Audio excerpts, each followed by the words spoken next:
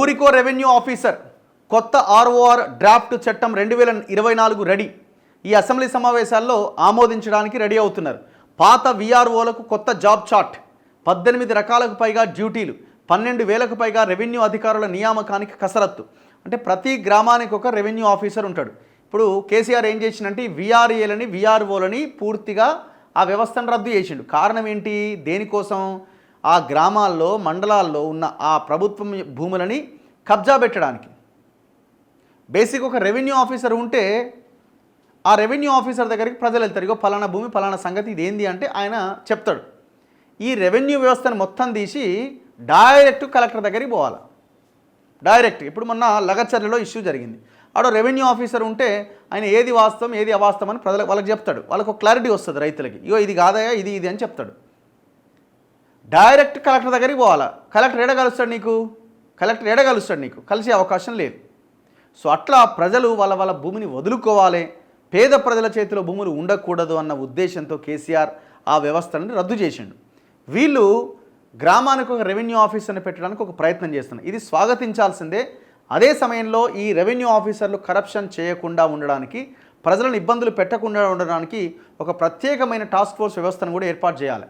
ఎందుకంటే అత్యంత కరప్షన్ జరుగుతున్న డిపార్ట్మెంట్స్లో రెవెన్యూ డిపార్ట్మెంట్ కూడా ఒకటి. అవునన్నా కాదన్నా ఎవరు ఒప్పుకున్నా ఒప్పుకోకపోయినా. సో దాన్ని సెటరైట్ ఇప్పుడు మీరు చూడండి, లాస్ట్ 10 ఇయర్స్గా ఎంఆర్ఓల ఆస్తి, ఆర్డీఓల ఆస్తి, కలెక్టర్ల ఆస్తుల మీద, టౌన్ ప్లానింగ్ ఆఫీసర్ల ఆస్తుల మీద, సర్వేయర్ల ఆస్తుల మీద మీరు ఒక్కసారి ఏసీబీ రైడ్స్ చేస్తే దాదాపు 50% మంది ఆస్తి వాళ్ళ జీతం ఎంత, వాళ్ళ ఆస్తి ఎంత తెలిసిపోతుంది. సో అందుకే దీని మీద ఒక కన్నేసి ఉంచాలి ప్రభుత్వం. ప్రజలని వేధించకుండా వాళ్ళ మీద కఠినమైన చర్యలు తీసుకునేలాగా ఒక టాస్క్ ఫోర్స్ లాంటిది ఏర్పాటు చేయాలి. సగం మంది పాత విఆర్ఓలకే ఛాన్స్, మిగతా సగం మంది డైరెక్ట్ రిక్రూట్మెంట్. గెట్టు పంచాయతీలకు చెక్ పెట్టేలా సర్వే విభాగం బలోపేతం. ఇప్పుడు ఏడా జరిగి ఇంతకుముందు చూసిన వార్త, నల్గొండ మిర్యాలగూడ తిప్పర్తిలో గెట్టు పంచాయతీ ఉన్నదట. ఎప్పటి నుంచో గొడ్డలతోని నరుక్కున్నారు, ఆసుపత్రి పాలయ్యారు, సావు బతుకుల మధ్య ఉన్నారు. సో అట్లాంటివి జరగకుండా ఉండడానికి డైరెక్ట్గా వాళ్ళు ఒక రెవెన్యూ ఆఫీసర్ దగ్గరికి పోవచ్చు గ్రామాల్లో. పాత విఆర్ఓల నుంచే 1000 మంది సర్వేయర్లను తీసుకోవాలని నిర్ణయం. ఇకపైన ఆన్లైన్తో పాటుగా మాన్యువల్గా కూడా రికార్డుల నిర్వహణ. క్షేత్రస్థాయిలో భూ సమస్యల పరిష్కారమే లక్ష్యంగా రెవెన్యూ వ్యవస్థను బలోపేతం చేయడం పైన రాష్ట్ర ప్రభుత్వం ఫోకస్ పెట్టింది. ఇందులో భాగంగా గత సర్కార్ రద్దు చేసిన విఆర్ఓ, విఆర్ఏ పోస్టుల స్థానంలో ప్రతి ఊరికి ఒక గ్రామ అధికారిని నియమించాలని సూత్రప్రాయంగా నిర్ణయించింది. ప్రస్తుతానికి విఆర్ఓలుగా పరిగణిస్తున్న వీరికి కొత్త జాబ్ చార్ట్ను ఉన్నతాధికారులు సిద్ధం చేస్తున్నారు. రెవెన్యూ శాఖ ద్వారా గ్రామాల్లో 18 రకాలకు పైగా డ్యూటీలు ఉంటాయని చెబుతున్నారు.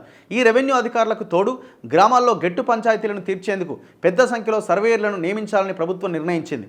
గతంలో విఆర్ఓలుగా పనిచేసి వివిధ శాఖలకు బదిలీ అయిన పాత విఆర్ఓల్లో అనుభవం ఉన్న వారిని సర్వేయర్లుగా తీసుకోవాలని సర్కార్ భావిస్తోంది. రాష్ట్ర వ్యాప్తంగా 12,000కు పైగా గ్రామాలుండగా ప్రతి గ్రామానికి ఒక అధికారి చొప్పున కొత్తగా 12,000 రెవెన్యూ ఆఫీసర్లను నియమించబోతున్నారు. సో ఈ బిల్లు రేపు అసెంబ్లీ ముందుకు రాబోతున్నది.